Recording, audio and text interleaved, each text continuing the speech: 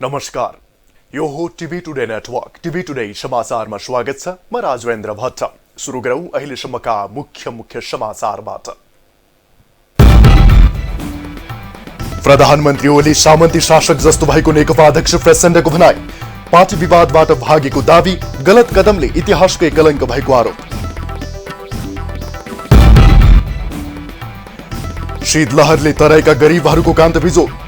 न्यानो नाना र पोसिलो खानाको चरम अभाव, तीनै तहका सरकार भए पनि गरिबहरूको कान्त बिजोगमा सबै बेखबर। सर्वोच्चको फैसला कंग्रेसलाई मान्य हुने सभापति देउवाको भनाई।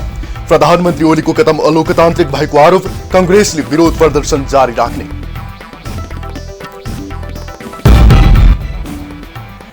बाजुराको बडुवाल बस्तीका स्थानीय ढल मिसिएको खोलाको पानी पिउन बाध्य।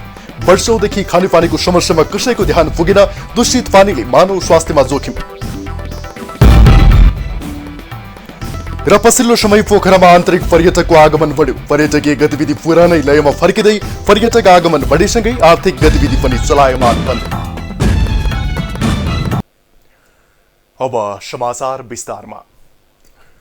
नेपाल कम्युनिस्ट पार्टी नेकपा प्रचण्ड माधव समूहका अध्यक्ष पुष्पकमल दाहाल प्रचण्डले प्रधानमन्त्री केपी शर्मा ओली श्री 3 महाराज ध्वजराज जंगीको बाटोमा हिँडेको बताउनु भएको छ। सोमबार जनसांस्कृतिक महासंघले काठमाडौँमा आयोजना गरेको कार्यक्रमलाई सम्बोधन गर्दै अध्यक्ष प्रचण्डले प्रधानमन्त्री ओली सामन्ती शासक जस्तो श्री 3 महाराज ध्वजराज जंगीको बाटोमा हिँडेको बताउनुभयो। हाम्रो कम्युनिस्ट पार्टी भित्र पनि एउटा ठुलो वैचारिक सांस्कृतिक विचलन देखा पर्यो। प्रतिक्रान्तिकारी प्रतिगमनकारी विचलन देखा पर्यो।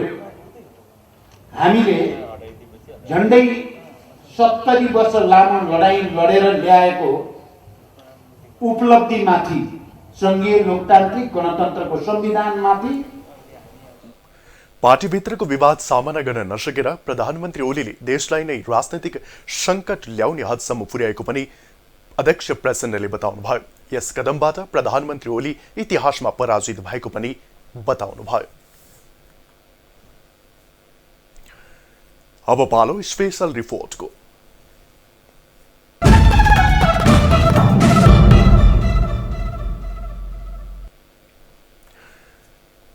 गरीबलाई रोग र भोकको मात्रै समस्या छैन, गरिबीकै कारण यति बेला चिसोले पनि उत्तिकै सताएको छ।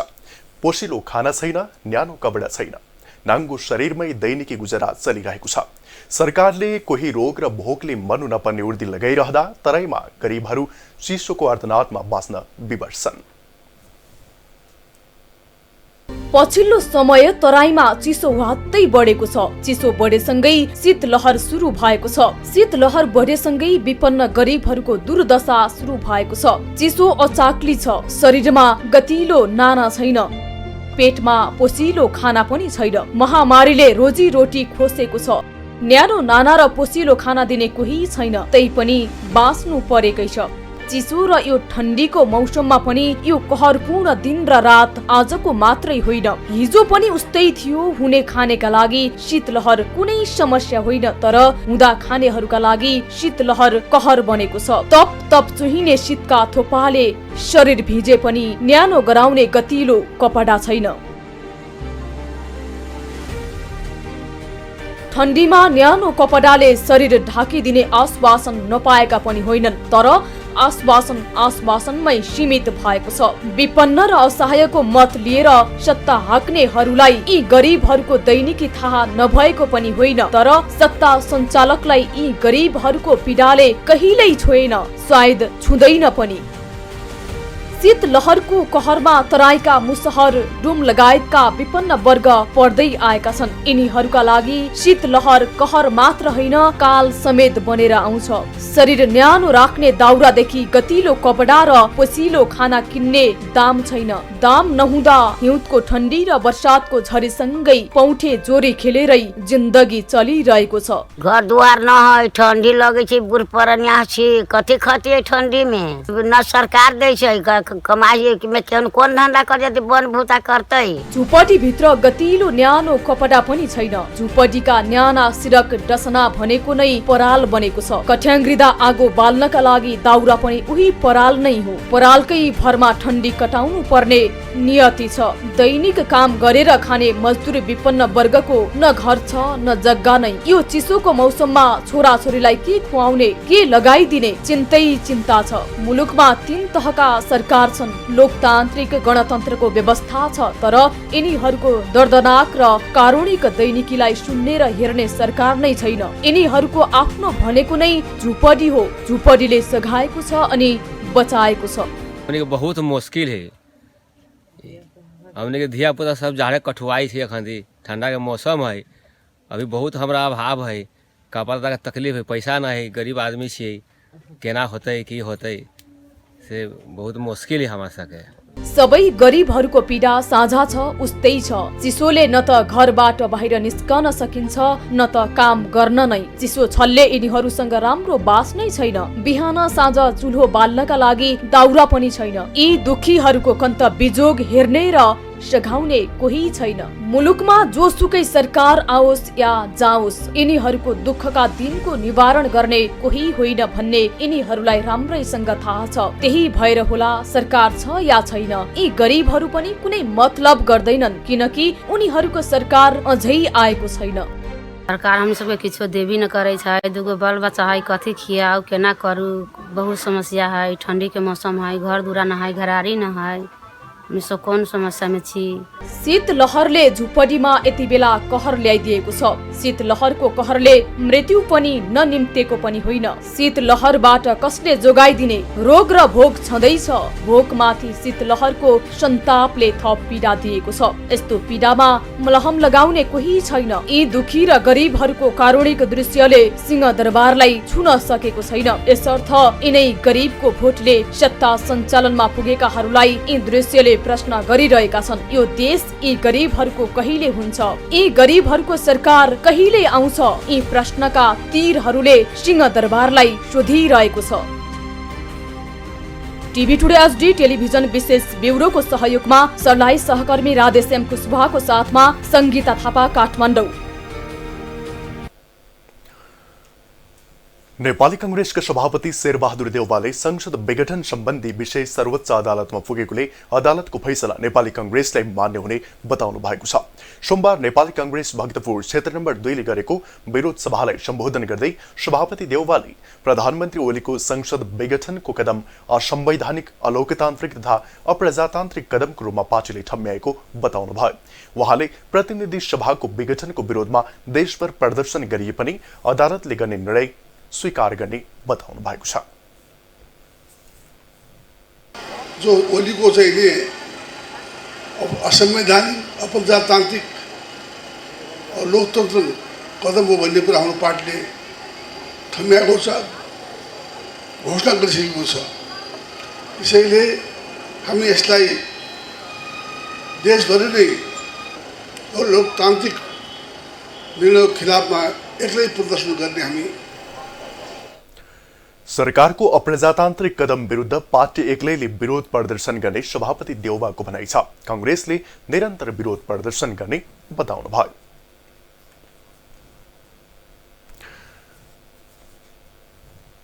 आगलागीको जोखिमलाई मध्यनजर गर्दै नागार्जुन नगरपालिकामा अग्निशमन यन्त्र वितरण गरिएको छ। सोमबार नगरपालिकाको 2 नम्बर वडामा अग्नि नियन्त्रण शमन यन्त्र वितरण गरिएको हो।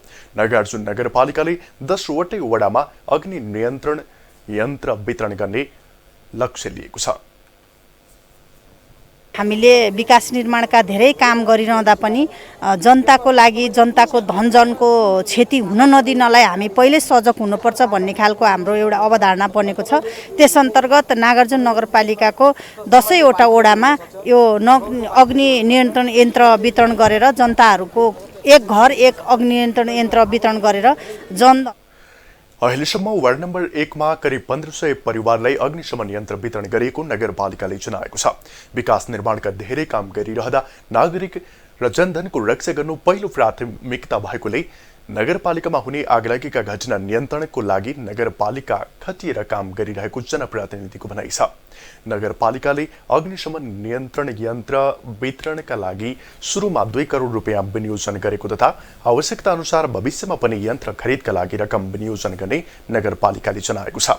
सोमबार भएको अग्निशमन यन्त्र वितरण कार्यक्रममा अग्नि नियन्त्रणका लागि स्थानीयलाई आगलागी सम्बन्धी तालिम समेत दिइएको थियो। समाचारमा पालो छोटो विश्रामको।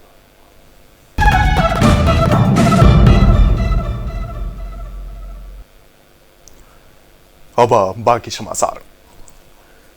प्रतिनिधि सभा विघटनपछि पनि प्रधानमन्त्रीले गरेको मन्त्री परिषद विस्तारलाई रोक्न माग गर्दै सर्वोच्च अदालतमा आज रिट दर्ता भएको छ। अधिवक्ताहरू लोकेन्द्र ओली, केशरजङ केसी र दिनेश लामिछानेले प्रतिनिधि सभा नभएको अवस्थामा संविधान भन्दा बाहिर गएर गरिएको मन्त्री परिषद तत्काल बदर गर्न रिटमा माग गर्नु भएको छ। संविधानको धारा 77(1) ले प्रतिनिधि सभा सदस्य नभएको व्यक्ति प्रधानमन्त्री हुन नसक्ने र अहिलेका प्रधानमन्त्री प्रतिनिधि सभा सदस्य समेत नभएको अवस्थामा मन्त्री परिषद विस्तार गर्न नसक्ने जिकिर गरिएको छ। संविधानको पालन र संरक्षण गर्ने प्रमुख कर्तव्यबाट राष्ट्रपति गम्भीर रूपमा चुकेको समेत रिटमा उल्लेख गरिएको छ। प्रतिनिधि सभा विघटनको विषयलाई राष्ट्रिय सभाको बैठकमा उठाउन नपाइने भएको छ। राष्ट्रपति विद्यादेवी भण्डारीले प्रतिनिधि सभा विघटन गरे पनि राष्ट्रिय सभाको बैठक भने आगामी पौष 17 गतेको लागि बोलाइएको छ। सोमबार राष्ट्रिय सभाकी उपाध्यक्ष शशिकला दाहालले संसद विघटनको सम्बन्धमा सर्वोच्च अदालतमा मुद्दा विचाराधीन रहेकोले सर्वोच्चबाट निर्णय नआइकनै राष्ट्रिय सभामा यस विषयमा छलफल चलाउन नहुने बताउनुभयो। समसामयिक राजनैतिक विषयमा राष्ट्रिय सभाको 7औं अधिवेशन के कसरीमा कुरा उठाउँछ भन्ने आम जनताको चासोको विषय बनेको छ। चिनिया कम्युनिस्ट पार्टीबाट नेपाल भ्रमणमा रहेका टोलीले नेकपा अध्यक्ष पुष्पकमल दाहाल प्रचण्ड र माधव कुमार नेपाललाई भेटेको छ। चिनिया कम्युनिस्ट पार्टीको अन्तर्राष्ट्रिय विभागका उपमन्त्री को येचौ, महानिर्देशक छुई युआन सहितको 4 सदस्यीय टोलीले नेकपाका शीर्ष नेताहरूलाई आज भेट गरेको हो। भेटमा पछिल्लो विकसित राजनीतिक घटनाक्रमको विषयमा छलफल भएको दाहालको सचिवालयले जनाएको छ। टोलीले आज नै वरिष्ठ नेता झलनाथ खनालसँग पनि भेट गरेको छ। यसअघि आइतबार टोली शीतल निवासमा राष्ट्रपति भण्डारीलाई भेट गर्न पुगेको थियो। बाजुराको बडीमालिका नगरपालिका वार्ड नम्बर 9 स्थित बडुवाल बस्तीमा खानेपानीको हाहाकार भएको छ। वर्षौंदेखि खानेपानीको समस्या झेल्दै आएका स्थानीय दूषित पानी पिउन बाध्य छन्। पानीको चरम अभाव भए पनि स्थानीय खोलाको पानीले दैनिकी धान्न बाध्य भएका हुन्। बाजुराको बडीमालिका नगरपालिका वडा नम्बर 9 स्थित बडुवाल बस्तीमा खानेपानीको हाहाकार छ। बडुवालमा पानीको समस्या आजको मात्रै होइन, वर्षौंदेखि स्थानीयले खोलाको दूषित पानी पिउँदै आएका छन्। बस्तीको दायाँ र बायाँ रहेका खोलामा बजारको ढल मिसिएको छ। त्यही फोहोर ढल मिसिएको पानी गाई बस्तु र मानिसले पिउनु पर्ने बाध्यता छ। जेनतेन धारामा पानी आउने गर्दथ्यो, तर गएको बर्सातमा खाने पानीको मुहान पुरिएपछि स्थानीयले खोलाकै पानी पिउन बाध्य भएका हुन्। ल्याउँछौँ 1.5 घण्टा लाग्छ, परिगाडा सालो ल्याउँछौँ 1.5 घण्टा लाग्छ। यहाँ भैँसा हामी भन्दा पनि भैँसा गोरुलाई पनि खाने पानी छैन। नहरको गन्दा नालीको पानीले भाँडा धुन्छन्, छोराछोरी खेल्छन्। कोरोना आउँदा भन्छन् अघि पछि यहाँ छोराछोरी पनि कोरोनाले गर्दा भए मान्छे पनि मजा उही खाने गन्दा नाली पानीले हामी भाँडा धोइ भित्त हिँड्छौँ। बाल बच्चाले गाडाको फोहोर पानी खाइरहेका छन्। यो धारामा पानी छैन। धेरै ठाउँ हामीले गऱ्यौँ, त्यो पानी पनि आएन। अनि यताबाट ल्याएपछि हामीलाई 25 मिनट लाग्छ, उताबाट ल्याएको 30 मिनट लाग्छ। त्यतिबाट बच्चाले पानी बोकिराखेका छन्। फेरि खाना गाई भैँसीले पानी खान पाएको छैन। हामी बोल्न जाँदा सकाले 4 बजे उठिकन अहिले बोल्न आउँदा खाने पानी छैन। छोराछोरी पानी अन्दा रुवा बाहिर्दा छन्। पानीको धेरै ज्या पनि उयो छ। यति कति जहाले पनि यो आजमा अहिले खाने पानी पाएको नै मोती मोडा पोल्दा छन्, तली हामी पानी खाँदा छन्। स्थानीय सरकार आएको करिब 3 वर्ष बढी भयो, तर यी बस्तीमा सफा र शुद्ध पानीको जोहो कोही कसैले गरिदिन सकेको छैन। सदरमुकाम मार्तडीबाट 15 मिनटको सडक दूरीमा बडुवाल बस्ती छ, तर पिउने पानी ढल मिसिएको खोलामा निर्भर रहनुपर्ने बाध्यता छ। स्थानीयले नगरपालिकालाई हार गुहार नगरेका पनि होइनन्, तर कसैले उनीहरूको यो बाध्यता सुन्न सकेकै छैन। नगरले समृद्ध नगर, खुसी नगरवासी नारा पनि वर्षेनी दोहोर्याउँदै आएको छ, तर बडुवाल बस्तीमा पानी अझै पुगेको छैन। यद्यपि नगरले पानीको समस्या हल गर्ने प्रक्रिया सुरु भएको हलुका जवाफ दिँदै आएको छ। बाढीका कारणले यो नगरपालिकाका धेरै खानेपानीहरू बिग्रेका थिए, त्यसमध्येको त्यो पनि हो। र त्यसमा तपाईँको हामी 2 ठाउँबाट खानेपानी बनाएको थियौँ र एउटा पानीको चाहिँ ट्याङ्की नै तपाईँ इन्टेक नै गयो। त्यो इन्टेकका लागि सामान, त्यहाँसम्म पाइप र चाहिने सबै सामानको व्यवस्थापन प्राविधिक खटाएर उहाँहरूलाई तत्काल बनाउनका लागि हामीले चाहिँ बजेट सबै व्यवस्था गरिसकेका छौँ। वर्षौंदेखि पानीको हाहाकार छ। शुद्ध पानीको अभावमा स्थानीयहरू ढल मिसिएको खोलाको पानी पिउन बाध्य छन्। स्थानीयले वर्षौंदेखि यो नियति भोग्दै आए पनि राज्यका कुनै पनि तह र जिम्मेवारहरूको ध्यान पुग्न सकेको छैन। यसर्थ दूषित पानी पिएर दैनिकी चलाएका बडुवालवासीलाई शुद्ध पानीको प्रबन्ध गर्न तिनै तहका सरकारको ध्यान पुग्न जरुरी छ। TV today HD television Sudurpashchim प्रदेश ब्युरोको सहयोगमा बाजुरा सहकर्मी प्रमित विकको रिपोर्ट। कैलालीको अस्थायी प्रहरी पोस्ट जुगेडामा कार्यरत 2 प्रहरीको हत्यामा संलग्न मुख्य योजनाकार भनिएका एकजनालाई प्रहरीले सार्वजनिक गरेको छ। जिल्ला प्रहरी कार्यालय कैलालीले सोमबार पत्रकार सम्मेलन गरी धनगढी उपमहानगरपालिका वार्ड नम्बर 10 का 34 वर्षीय सुख बहादुर भनिने अमर राणालाई सार्वजनिक गरेको हो। तस्करीको ट्रान्जिट क्षेत्र मानिने धनगढी जुगेडा क्षेत्रमा तस्करहरूको गिरोह र गस्तीमा रहेका प्रहरी 20 दोहोरो झडप भई घटना घटेको प्रहरीको निष्कर्ष रहेको छ। घटनामा मुख्य भूमिका राणाकै रहेको पनि जिल्ला प्रहरी कार्यालय कैलालीका प्रहरी उपरीक्षक अनुपम शमशेर जबराले बताउनुभयो। ग्लोबल कलेज अफ म्यानेजमेन्टको एनुअल फेस्ट सोमबारदेखि सुरु भएको छ। मार्च 4 गतेसम्म हुने उक्त फेस्ट विद्यार्थीहरू किताबी ज्ञानमा मात्रै सीमित नहुन् भनेर उनीहरूको क्षमता वृद्धि गर्ने उद्देश्यले आयोजना गरिएको हो। 20 दिनसम्म हुने यस कार्यक्रममा चित्रकला, हाजिरी जवाब, खाना पकाउने, वृत्तचित्र बनाउने लगायतका विभिन्न प्रतियोगिता हुने बताइएको छ। उहाँहरूलाई विभिन्न नलेज बढाउने कार्यक्रमहरूमा हामीले उत्साहित गर्नको लागि हामीले यो ग्लोबल फेस्ट आयोजना गरिएको हो। यसमा डिफ्रेन्ट टाइप्स अफ प्रोग्रामहरू राखिएको छ। विद्यार्थीको किताबी ज्ञान बाहेक हाम्रो नलेज बढाउनको लागि म्यानेजमेन्ट संकायको उत्कृष्ट कलेजको रूपमा रहेको यस कलेजका विद्यार्थीहरू पनि यहाँको पठन पाठनसँगै अतिरिक्त क्रियाकलापहरू समेत निकै प्रभावकारी भएको बताउँछन्। कलेजमा चाहिँ आइपीएस क्लास भन्ने छ कि, अनि आइपीएस क्लासमा चाहिँ के हुन्छ भन्दाखेरि हामीलाई बिजनेस आइडियाहरू हुन्छ, अनि त्यसपछि हामी आफ्नो कन्फिडेन्स कसरी बढाउन सक्छौँ यिनीहरू छ। त्यसैले मैले चाहिँ यही ग्लोबल कलेज चुज गरेँ। अब यसमा जोइन हुनुको मेन कारण चाहिँ म पहिला नै जिसिएमबाटै पढेको, ग्लोबल कलेजको +2 म्यानेजमेन्टमा गरेको। यसको इन्भाइरोमेन्ट भनेको राम्रो छ होइन, अब फ्रेन्डली इन्भाइरोमेन्ट छ, टिचरहरूसँग इन्टरेक्सनहरू राम्रो हुन्छ, अब धेरै इजी। विद्यार्थीहरूको सिकाइलाई अझै उचाइमा लैजान यस्ता कार्यक्रमहरूलाई निरन्तरता दिने कलेजको योजना छ।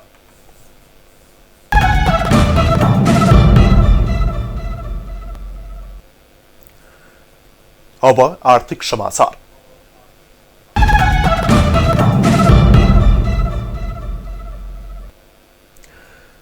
लामो समय अवरुद्ध पोखराको पर्यटन क्रमशः पुरानै लयमा फर्कन थालेको छ। महामारीका कारण ठप्प बनेको पोखरा पर्यटन पछिल्लो समय बाक्लिँदै गएको छ।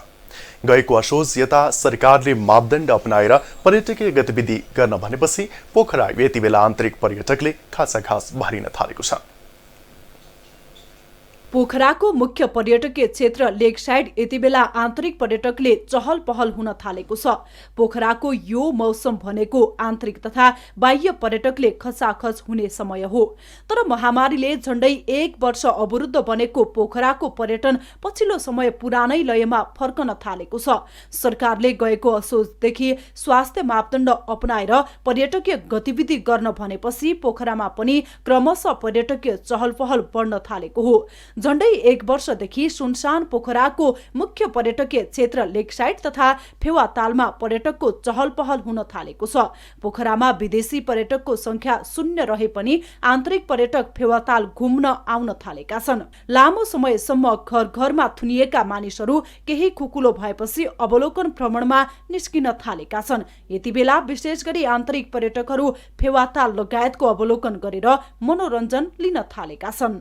मैं अपने ये लॉकडाउन के बाद में एकदम लॉन्ग टाइम के बाद में अपनी फ्रेंड शांति के साथ पोखरा लेक साइड में घूमने के लिए आई हूँ और मुझे यहाँ पे आके बहुत अच्छा फील हो रहा है। और अब हमारे ये जो न्यू ईयर आ रहे हैं वहाँ पे भी आप सब लोग आइएगा और यहाँ पे लेक साइड में इन्जॉय कीजिएगा। अहिले कोरोनाकोले गर्दा अलि मैले भिडभाड कम देखेँ तर मलाई यो भिडभाड कम नै चाहिँ नि राम्रो लाग्यो। एकदम पिस अफ माइन्ड आयो। ताल छ, लेस पिपल, यो धेरै राम्रो मलाई लाग्यो। एज कम्पेयर टु धेरै मुन्छे हुँदाखेरि धेरै झिकझिक हुन्थ्यो। I find this better. नेपालको कुल पर्यटक मध्ये करिब 40% विदेशी तथा स्वदेशी पर्यटकले भ्रमण गर्ने सरकारी तथ्याङ्क छ। पोखरा आफै पर्यटकीय नगरी पनि भएकाले पर्यटकको रोजाइमा पोखरा पर्ने गर्दछ। तर महामारीले पोखरा पनि अछुतो रहन सकेको थिएन। पछिल्लो समय घुमफेरमा खुकुलो हुँदै गएपछि आन्तरिक पर्यटकको चाप पोखरामा बढ्न थालेको हो। लामो समय कोरोनाले ठप्प भए पनि नोभेम्बरदेखि आन्तरिक पर्यटकको आगमन बढेपछि व्यवसायमा सुधार आएको छ। पहिला भन्दा अहिले अलि राम्रै छ। यहाँ आउने पर्यटकहरू अब काठमाडौँ, चितवन, पहिला अब त्यस्तो लकडाउनमा थियो, अब बेकार थिएन। अहिले त जे होस् छ, साह्रै गाह्रो भएको थियो लकडाउनले। अहिले चाहिँ ठिकै छ। अब विदेशीहरू आउने त्यस्तै हो, अब नेपालीहरू नै होस्, राम्रै छ जे होस्। कोरोना भाइरसको जोखिम यथावत रहे पनि मापदण्ड अपनाएर आन्तरिक पर्यटकको भ्रमण क्रमशः बाक्लिँदो छ। पछिल्लो समय मापदण्ड अपनाएर पोखरामा पनि पर्यटकको आगमन बढेको छ। महामारीले ठप्प बनेको पोखरेली पर्यटन क्रमशः पुरानै लयमा फर्कन थालेपछि आर्थिक गतिविधि समेत बढेको छ। टिभी टुडे एसडी टेलिभिजन जिल्ला ब्युरोको सहयोगमा कास्की सहकर्मी अनिता घिमिरेको रिपोर्ट। अब विश्व समाचार।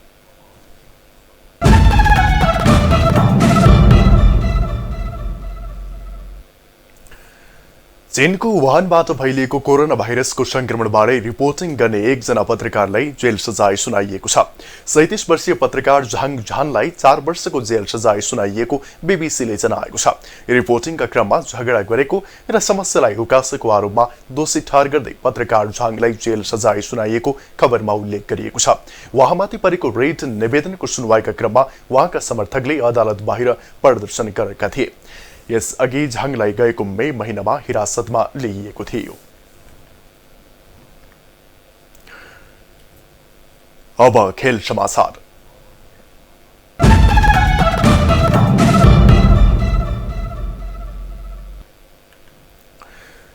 प्रधानमन्त्री कप महिला T20 क्रिकेट अन्तर्गत विभागीय टोली एफएफ समूह 1 को विजेता बनेको छ। सोमबार भएको खेलमा एफएफले लुम्बिनी प्रदेशलाई 61 रनको अन्तरले हराएको हो। दाङको देउखुरी अन्तर्राष्ट्रिय क्रिकेट मैदानमा एफएफले दिएको 123 रनको मध्यम लक्ष्य लुम्बिनी प्रदेशले निर्धारित 20 ओभरमा 7 विकेट गुमाउँदै मात्र 61 रन बनाउन सक्यो। एफएफले समूह चरणका 3 खेल खेल्दै 3 खेलमा जित निकाल्न सफल भएको हो। यता समूह चरणको 3 खेल खेलेको लुम्बिनीले 2 खेलमा जित निकाल्न सफल भएको छ। अब एफएफले समूह बी को उपविजेतासँग प्रतिस्पर्धा गर्नेछ। यस्तै लुम्बिनी प्रदेशले समूह ए को विजेतासँग खेल्नेछ। समाचार सकियो। समाचारबाट बिदा लिनु पूर्व मुख्य समाचार फेरि एकपटक। प्रधानमन्त्री ओली सामन्ती शासक जस्तो भएको नेकपा अध्यक्ष प्रचण्डको भनाई। पार्टी विवादबाट भागेको दावी, गलत कदमले इतिहासकै कलङ्क भएको आरोप। शीतलहरले तराईका गरिबहरूको कान्त बिजोग, न्यानो नाना र पोसिलो खानाको चरम अभाव, तीनै तहका सरकार भए पनि गरिबहरूको कान्त बिजोगमा सबै बेखबर। सर्वोच्चको फैसला कंग्रेसलाई मान्य हुने सभापति देउवाको भनाई, प्रधानमन्त्री ओलीको कदम अलोकतान्त्रिक भएको आरोप, कंग्रेसले विरोध प्रदर्शन जारी राख्ने।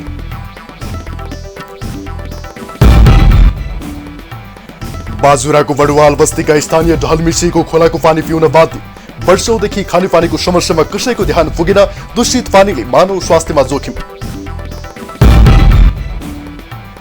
र पछिल्लो समय पोखरामा आन्तरिक पर्यटकको आगमन बढ्यो, पर्यटकीय गतिविधि पुरानै लयमा फर्किँदै पर्यटक आगमन बढेसँगै आर्थिक गतिविधि पनि चलायमान बन्यो। हामीलाई TV today Nepal apps download गरी विश्वभर प्रत्यक्ष हेर्न सक्नुहुनेछ। साथै www.tvtoday.news.com मा गई हेर्न र पढ्न सक्नुहुनेछ भने फेसबुक, युट्युब र ट्विटरमा समेत फलो गर्न सक्नुहुनेछ। विकास, निर्माण र जनसरोकारका विषयमा हाम्रो आवाज जारी छ। अहिलेलाई सम्पूर्ण समाचार युनिटका साथ म राजवेन्द्र भट्ट पनि बिदा चाहन्छु। टिभी टुडे एसडी हेर्दै गर्नुहोला। नमस्कार।